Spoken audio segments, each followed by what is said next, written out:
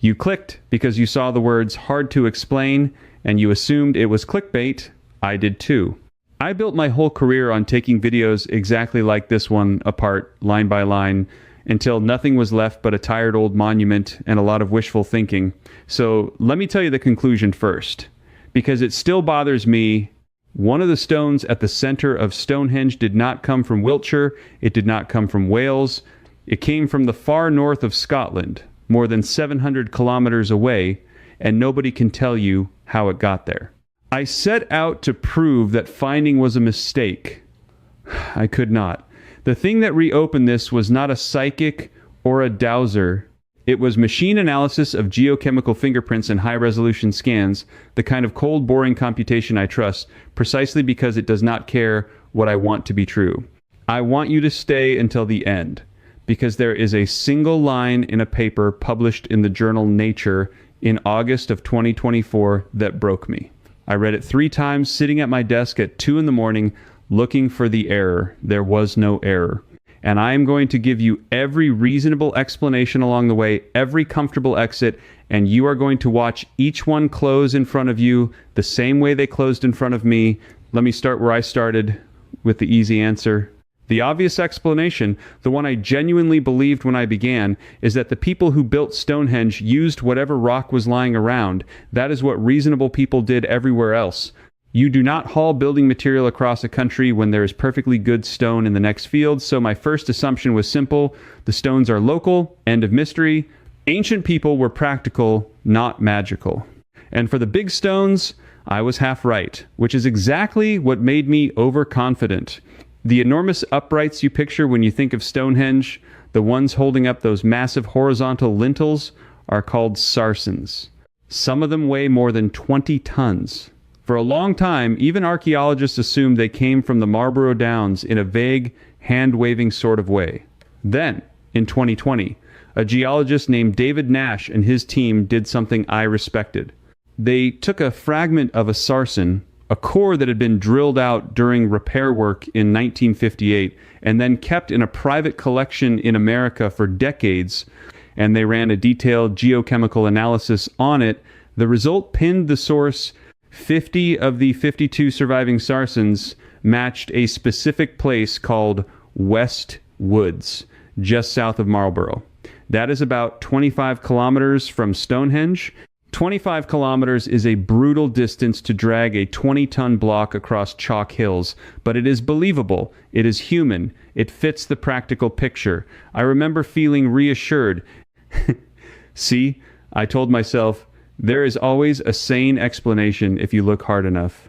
Then I looked at the smaller stones, and the sane explanation started to come apart in my hands. Because in between those giant sarsens stands an inner arrangement of smaller stones, and they are the strange ones.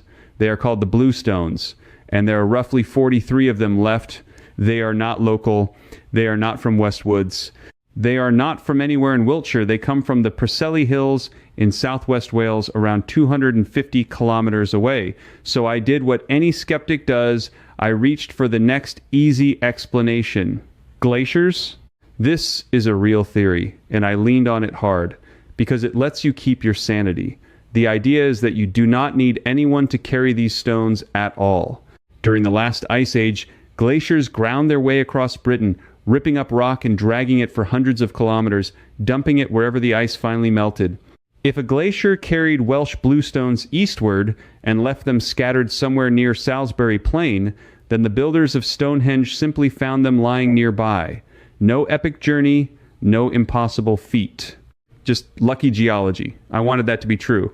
It is clean, it is dull, it requires nothing miraculous, but the glacier story has a problem that I could not talk my way around, and it is this. There is no glacial debris field of Welsh bluestones anywhere on Salisbury Plain. None. If a glacier had dumped a load of Preseli rock in the region, you would expect to find stray fragments scattered for kilometers, the geological litter that ice always leaves behind. Archaeologists and geologists have searched for that scatter for over a century.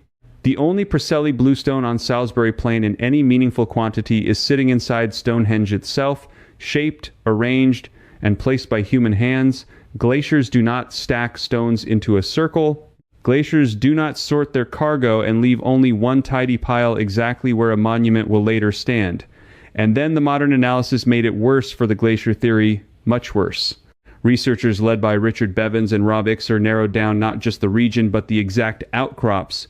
Using detailed mineral fingerprinting, they matched specific bluestones to specific rock faces in the Preseli Hills, places with names like Carn Godog and Craig Rosiphelan.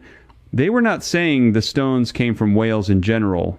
They were saying this stone came from that exact ledge of rock.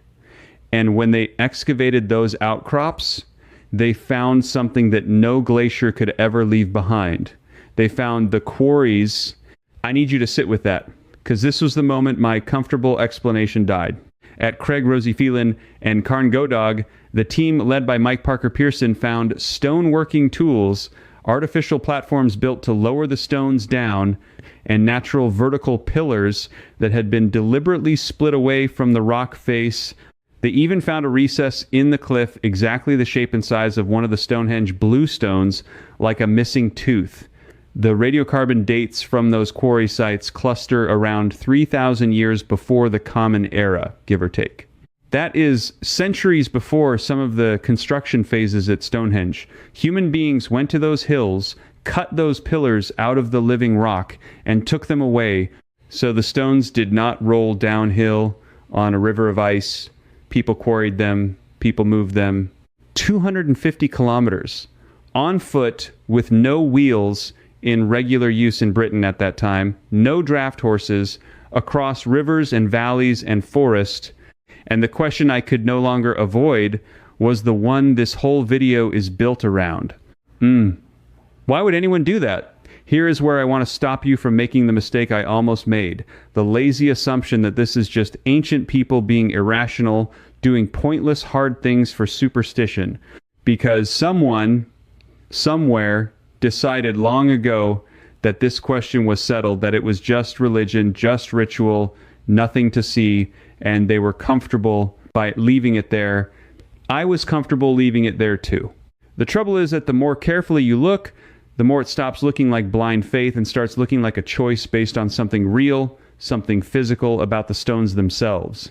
The reasonable explanation at this point is that the Preseli Hills were simply a sacred place, and the people wanted stone from their holy mountain the way later cultures wanted relics from Jerusalem. That is plausible. I believed it for a while. It is the kind of answer that sounds deep while explaining nothing, and I have learned to be suspicious of answers that feel profound and cost you nothing to accept. But then I came across a study that made the hair on my arms stand up, and it had nothing to do with religion and everything to do with sound. In 2013 and 2014, a team that included researchers from the Royal College of Art and an expert in archaeoacoustics named Paul Devereaux went into the Preseli Hills and did something almost comically simple. They hit the rocks with small hammerstones, and a large number of the bluestone outcrops rang. Not a dull thud, a clear, resonant, metallic ringing, like a bell, like struck bronze. These are what geologists call lithophones, ringing rocks. It is not folklore that they ring. It is measurable acoustics, and the local memory of it is baked into the landscape. There's a village in those hills called Maen Clochog. In Welsh, that name means roughly ringing stones or bell stones. The people who lived among those rocks for centuries knew the rocks made sound, and they named their home after it. Historical records describe the local church using ringing stones as bells before metal bells arrived. The stones the builders chose to drag across an entire country were, specifically, the stones that sing, and when researchers tested the bluestones at Stonehenge itself, the ones they were permitted to examine, a number of those rang too, and some carry strange marks, percussion marks, as if they had been struck deliberately, repeatedly, long ago. Suddenly the impossible journey had a logic I did not expect and did not want. They were not just hauling rock. They may have been hauling instruments they selected for sound. And if we are that wrong about them, that confidently wrong, then ask yourself what else we are confidently wrong about. That question is exactly what pushed me to keep digging past the comfortable answers, and it is the same question at the heart of the books I have been writing through all of this. Forbidden Cartography, Beneath the Veil, and Sealed Depths are where I went further than a single video allows, tracing the cases where the official record did not just stop short, but actively closed the door. If this kind of evidence interests you, the kind that survives real scrutiny and still refuses to behave, all 3 titles are linked in the description below. Now let me close the distance, because you might be sitting there thinking this is a charming oddity from 4,500 years ago that has nothing to do with your life, a curiosity for tourists in raincoats. That is exactly the assumption I want to take away from you, because it is the assumption that lets you sleep, and I have not slept well since I started this. Think about what this actually means about the people standing in that field. We are taught a quiet, condescending story about prehistoric humans, that they were simple, that their world was small, that they scratched out a living and died young and never saw past the next valley. And we tell ourselves that story because it makes us the clever ones, the peak of the climb. But the people who built Stonehenge organized a logistical operation across the entire island of Britain, identified specific rock outcrops by their acoustic properties, quarried multi-ton pillars with stone tools, and transported them hundreds of kilometers to assemble a structure aligned to the heavens with a precision we still measure today. That is not a simpler version of us. In some ways, that is a more disciplined, more coordinated, more patient version of us, and we have no written record of how they thought or what they believed or what they were so desperate to build. And if we are that wrong about them, that confidently wrong, then ask yourself what else we are confidently wrong about. The same instinct that told me the stones were local, the same instinct that reached for glaciers, the same instinct that shrugs and says it was just religion, that instinct is the comfortable voice that says everything is already explained. That voice is wrong about Stonehenge. It took modern machine analysis, computation that cannot be charmed or fooled, to prove how wrong it was. So when that same voice tells you the rest of the deep past is sorted, filed, and closed, I no longer believe it, and after tonight, I do not think you will either. Which brings me to the alignment and to the next easy answer I had ready to go. The standard, sensible position on the famous Solstice alignment is that it is real but overstated, that humans are pattern-seeking animals, and if you build a big circle and wait, the sun is bound to line up with something eventually. I have used that argument myself to debunk a dozen lesser sites. Point at enough stones and the sky will eventually cooperate, so I expected to apply it here and move on. But the alignment at Stonehenge is not a single lucky sightline. The main axis of the monument is locked onto the sunrise of the summer solstice in one direction and the sunset of the winter solstice in the other, the 2 most extreme and meaningful moments of the entire solar year.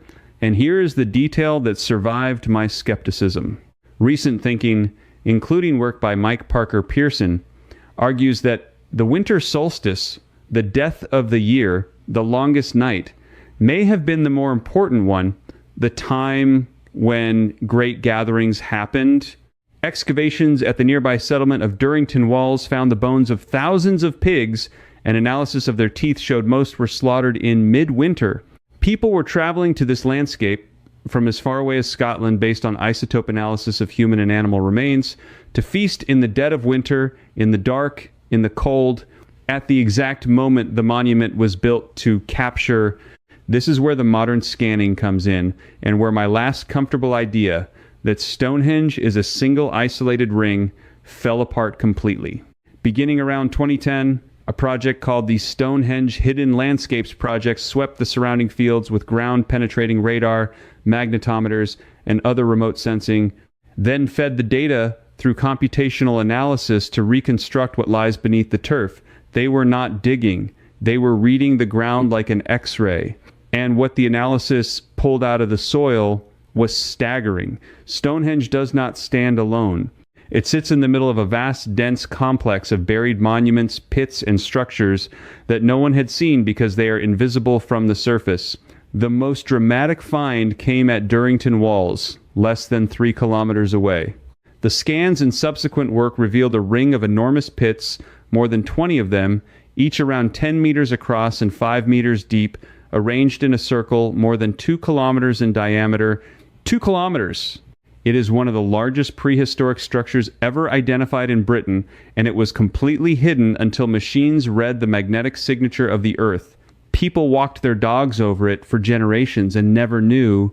The map of this landscape that we carry in our heads, the lonely stone circle on an empty plain, is a modern illusion. The real thing was an immense, engineered, sacred geography, most of it deliberately buried by time and never recorded. So now line the facts up the way I had to. Stones selected for the sound they make, quarried in Wales, moved hundreds of kilometers by hand. A monument aligned with precision to the turning points of the sun. A hidden landscape of giant structures stretching for kilometers in every direction, and thousands of people converging on this one spot in midwinter from the farthest ends of Britain for reasons we still cannot fully name. Every time I knocked down one easy explanation, the thing underneath was larger and stranger than what I had just dismissed. That is the opposite of how debunking is supposed to go. Debunking is supposed to make the mystery smaller. This one kept getting bigger. And I had still not reached the stone that broke me. Through all of this, I held one fact steady like a handrail. The bluestones were from Wales, the sarsens were from West Woods. That gave me a frame. 2 sources, 2 distances, hard but human, and there was one more stone I had filed quietly under the Welsh column, the most important stone of all, and I never questioned it, because everyone said it was Welsh, and I had no reason to doubt them. It is called the altar stone. It is stone number 80 in the official numbering. It is a single slab, about 5 meters long, weighing roughly 6 tons, and it lies flat at the very heart of the monument, half buried, partly crushed beneath 2 fallen sarsens. It is the centerpiece. The stone, everything else is arranged around. For decades, it was assumed to be just another bluestone from Wales, specifically from the area near Milford Haven, a sandstone rather than the volcanic rock of the others, but still Welsh. That was the consensus. That was the handrail I was holding. In 2024, a team of geologists decided to actually test it instead of assuming. The lead author was a researcher named Anthony Clark, working with colleagues at Curtin University in Australia together with British institutions, including Aberystwyth University.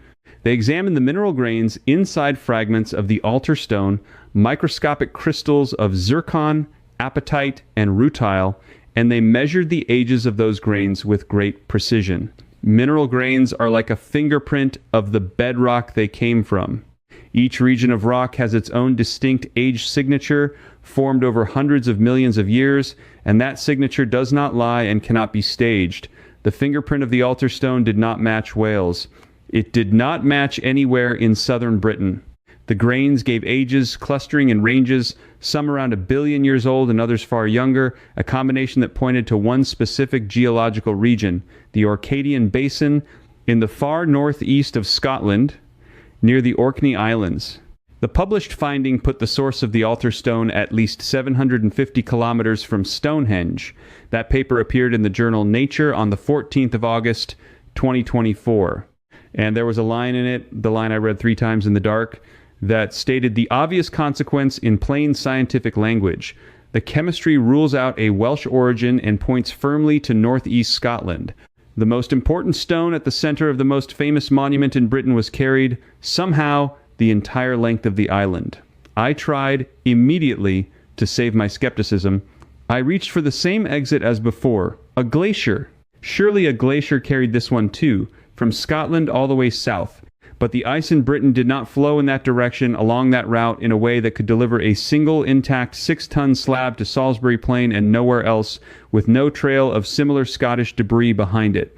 And the same killer fact applies. There is no scatter. There is one slab, shaped, placed at the center. The glacier cannot save you here any more than it could save you in Wales. So I reached for the next exit, the sea. Maybe they carried it by boat around the coast, the long way, hundreds of kilometers of open and dangerous water in vessels we can barely reconstruct, and maybe they did. That is now one of the leading ideas, that this stone came by sea, but understand what you are admitting when you say that. You are admitting that people more than 4,500 years ago, organized a maritime journey the length of Britain to bring one particular stone to one particular place, and they did it on purpose because that stone mattered enough to risk everything. The easy explanation by sea or by land does not make the mystery smaller. It makes the people behind it almost unrecognizably ambitious. And here's the part that finally took the floor out from under me, the thing that lifts this from a strange import to something that feels almost like a message we were not meant to read. We already knew that people traveled to Stonehenge from Scotland, the isotopes in the pig teeth at Durrington Walls, the chemistry in human remains, all pointed to visitors from the far north. We thought that was the connection, people coming south, but the altar stone means a piece of the north did not just visit. It was installed, it was made the foundation, the literal centerpiece of the monument that united the peoples of Britain is a slab carried from the opposite end of the island, as if to fuse the two ends of a world into a single sacred thing. Think about the coordination that requires. Stones chosen for their sound, dragged from Wales in the west, giant sarsens raised from the downs nearby, and the Heartstone shipped or hauled from the northeast tip of Scotland more than 750 kilometers across territories, across cultures, across languages that almost certainly could not understand one another, all converging on one chalk plain to build one structure pointed at the sun. This was not a village project. This was something like a national act by a people with no writing, no metal tools at the start, no wheels in common use, and no reason we can name that would justify the staggering cost of it. I began this trying to prove that Stonehenge was a local monument built by practical people from nearby Stone, and that everything mysterious about it was exaggeration. Here is what I am left holding instead. The big stones are local. The singing stones came from Wales, quarried at outcrops we have found, chosen for the sound they make. And the stone at the dead center came from the far end of Scotland by a route and a method and a motive that no comfortable explanation survives. Every exit I tried, glacier, coincidence, superstition, exaggeration, closed in front of me, one after another until there were none left. The machines did not lie. The mineral grains in that slab are around 1 billion years old in part, and they remember a place 600 miles to the north, and they were carried here by human hands or human boats for a purpose that died with the people who knew it. We built a precise, computational, 21st century method specifically to catch ourselves being wrong about the past, and the very first thing it did was tell us we had the heart of Stonehenge completely backward. So here is what I am left with, and what I am handing to you. The comfortable story, the one where ancient people were simple and the past is safely explained, did not survive contact with the evidence. Something real is standing in that field, and we still cannot fully explain it, and that is far more unsettling than any ghost. If you are the kind of person who wants the chill and the receipts, who refuses to accept it was just religion or just a glacier because somebody told you to stop asking, then you already know why this one keeps me up. I tried to be the reasonable man in the room. The reasonable man lost. So, tell me, honestly, which explanation did you think was going to hold? Was it the glacier, the way it was for me, or did you bet on coincidence or on simple superstition? Leave a comment and tell me exactly where my reasoning should have stopped you, because I want to know if you saw the exit close before I did. And tell me where in the world you are watching from, because the people who built this thing came from every corner of their world, and I am curious how far this one has traveled. If you want to keep testing the official story instead of swallowing it, stay with me, because the next thing I am chasing is even harder to put down. There is a second hidden circle, the one they call the Lost Stone Ring in Wales, the place some researchers believe was dismantled and physically carried to Salisbury Plain to become part of Stonehenge itself. If that is true, then Stonehenge is not the first monument, it is the second. And I want to know what happened at the first one and why they could not leave it behind. I built my career taking videos like this apart. This one I couldn't. Inside my membership, the circle, I keep going from right here, mapping the AI trace stone origins one by one, the way this video stopped short of doing. Ask me your own question too. And a real person, me, answers you myself. You won't be doing this alone. Just point your phone at the code. Cancel anytime, one click, no risk. If a mystery like this leaves you with more questions than answers, you're in the right place. Subscribe and keep exploring. There's much more waiting for you here, and the next discovery is just ahead.